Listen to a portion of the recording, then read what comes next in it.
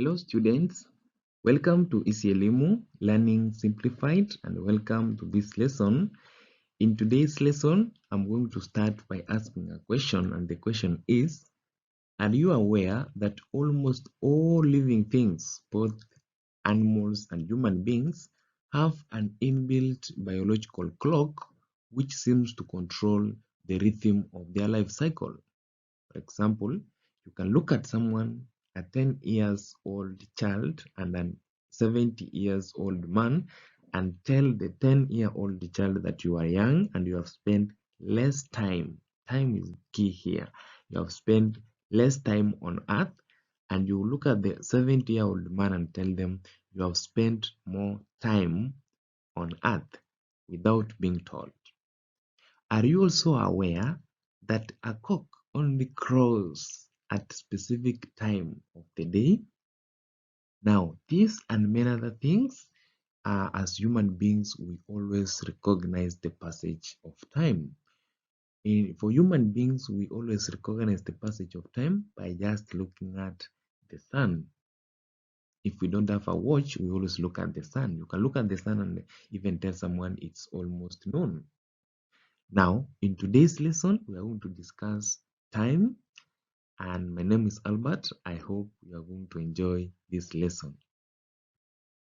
By the end of this lesson, I expect you to be able to define time and state its SI unit. Then 2, explain how to read an analog and a digital clock, convert between different units of time, and then solve problems involving time calculations. And then finally, describe how to measure time interval. I want to describe how to measure time interval using a simple pendulum. A simple pendulum is a very important setup in physics, and it's going to help us in calculating many things in mechanics, like the gravitational constant and the gravitational acceleration. We always use the simple pendulum to calculate. Now students, what is time? Time is the measure of duration. Therefore, time is the duration for a particular event to take place. For example, if you are interested on the time that Mr. Albert will take from the beginning of this lesson to the end of this lesson, so if you take your time and measure the duration from the beginning to the end, in that case you would have measured time for this event of this lesson. Sometimes you can decide to measure the duration that will take from your home to school. If you measure that duration from home to school, you could have measured time. Now, time is a basic quantity. It's a basic quantity.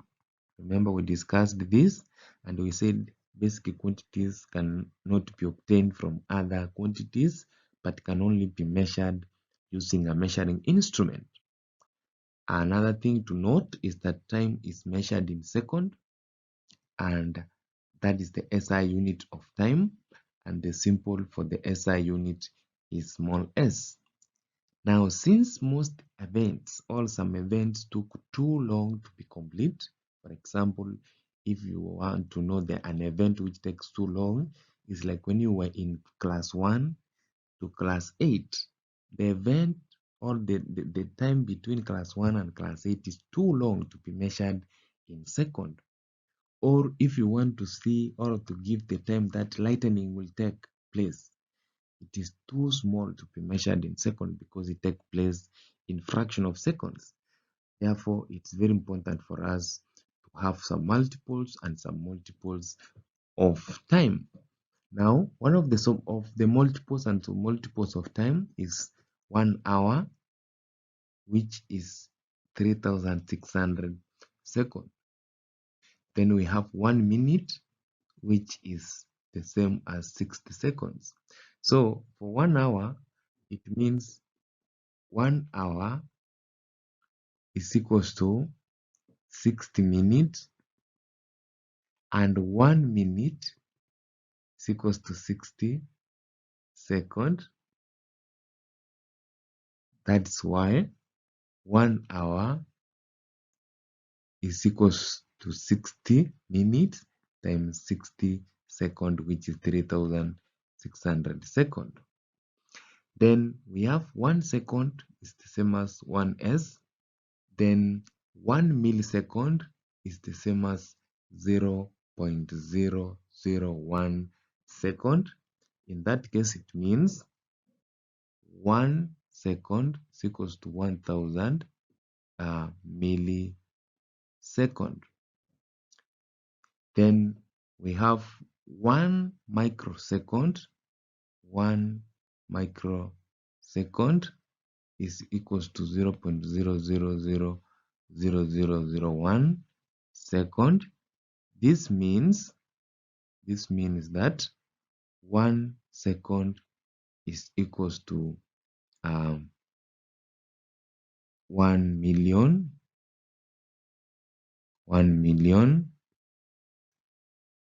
microseconds.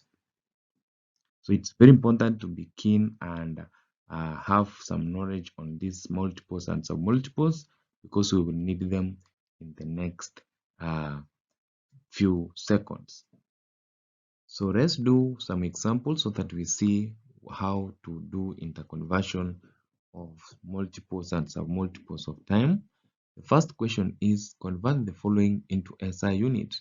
A given time, so SI unit of time is second. So we are converting everything we have here into seconds. And the first question is, convert 60 minutes into seconds or into SI unit. So the first thing we should know is the relationship between minutes and SI unit, that is second. 1 minute is equals to 60 seconds.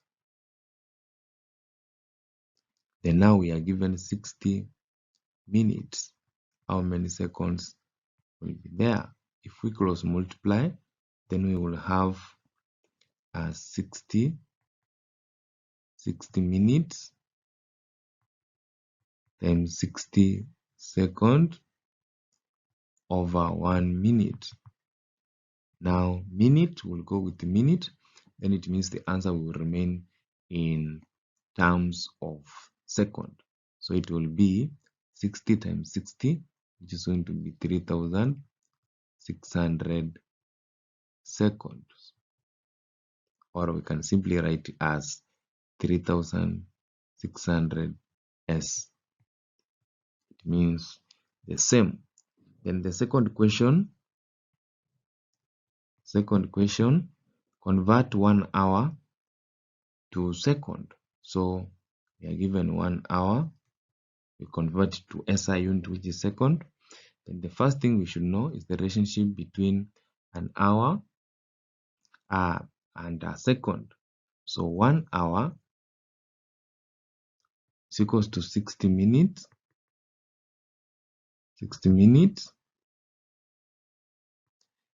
Then this means, and again we know 1 minute is equals to 60 seconds. Now if we have 1 hour, it means we have 60 minutes. 1 hour, we have 60 minutes. And if 1 minute is equals to 60 seconds, then it means the total seconds that we will have, 1 minute is equals to 60 seconds. Now 60 minutes is going to be how many seconds? So this one will be 60 minutes times 60 seconds over 1 minute. Now minute will go with minute, and then we will remain with 3600 seconds. So it's like the first one, but now here we are given in minute, here we were given in hours. Then the last one is convert 2.5 minutes to SI unit. So it means we are converting it to seconds. So the first thing we should know, we are given in minutes, and we know 1 minute is equals to 60 seconds. Now, 2.5 minutes. It means a half a minute is equals to 60 divided by 2, which is 30 seconds. A half a minute is equals to 30 seconds. So if we are given 2 minutes, in this case, 2 minutes means it is 2 times 60 seconds plus a half a minute, which is 30 seconds, which is going to give us 2 times 60, 120, plus 30, 150 seconds. Or we can just write it as 150 s. So in that case, you could have solved the 3 questions on the screen. So I would like you to visit EasyElimu website and find more questions on the same. So we have different instruments for measuring time, and the first instrument here is a stopwatch, and then the second is a stop clock. And the stopwatch is here, the first one. Stop clock is here, the second one. However, in choosing these instruments, it depends on the level of accuracy that you require. If you need more accurate time, then you have to use the first one, which we call the stopwatch, the digital stopwatch. Then if you want you are not interested with accuracy, then you can use the second one, which is a stop clock. Now, how do we make readings on a stopwatch? Now, on a stopwatch, I want you to be very keen. The first part represents hours. This one represents hours. Then the second part, the two numbers here, they represent minute. Then the third two numbers here, they represent second. This is the SI unit. And then the last one represents 1/100 seconds. So now when we are recording our time, we must change anything which is behind the SI unit, that is for minutes and for hours. We must convert it to SI unit. So for example, in this case, if we have a stopwatch reading like this, 01, then 01, and then 50, then 40. This means the first part is for hours. This is for hours. Then this one, these two, is for minutes. Then these two is for second. And then the last one is for 1/100. Then now, for us to record this time, then we must change these two.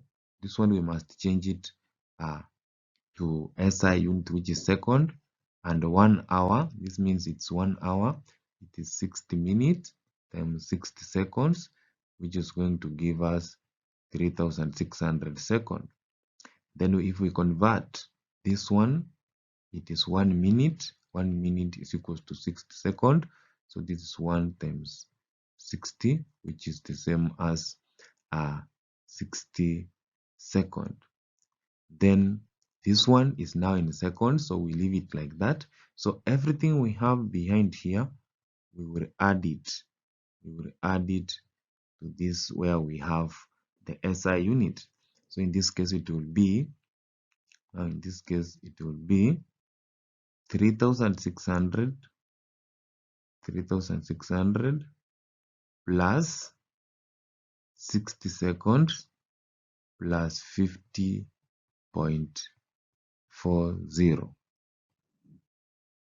which is going to give us 3710.40 seconds. So you have to convert anything which is below the SI unit into SI unit when you are using a stopwatch. Now we have advantages of a stopwatch over a stop clock is that a stopwatch is easy to handle and read than a stop clock. This one we have seen it is very easy to handle because you just have to place some buttons, and then the other one is that it is more accurate than a stopwatch. This one is more accurate because it even measures 1/100 second, which means it can measure even small events and it can measure events in hours. So it is very, very accurate. Then we have a simple pendulum, and a simple pendulum, I've told you, is a very important device which is used to determine time intervals. It determines the time taken for a body to move in a to and fro movement. And a to and fro movement is called an oscillation. Oscillation is to and fro movement. For example, if you have this pendulum pop tied on a thread, on a cramp and stand, then you displace it as it is moving to and fro, swinging. That to and fro movement is what we call an oscillation, and you will need this. You will need this in the coming lessons because an oscillation is one of the examples of motion that we discussed in mechanics. So to determine the time taken for a to and fro movement, the one that we have called an oscillation, you need a pendulum pop, this one here, and then you need a thread, this one, then you need a stopwatch, then you need a cramp is this one here, the one where you will tie the thread, then we have a boss and a retort stand. Then after that, so after you have set the apparatus as you have seen, then you will displace the pop slightly, like in this case this was the original position, it was at rest, then you displace it, goes to A, then it will automatically come through B, then C, and then go back to D, and then it will go back to its original position. So this movement of to, it has gone this side, and then fro, it will come to this side. So this is what we call to, and then this fro. This is what we call an oscillation. Now, if you want to get the time at which it will take to complete one oscillation, then you have to take your stopwatch and then you count a to and fro even 10 times. So you count 10 oscillations. Now to get a time for one oscillation, then you will get time is equals to the time taken for 10 oscillations, then you divide by 10 oscillations.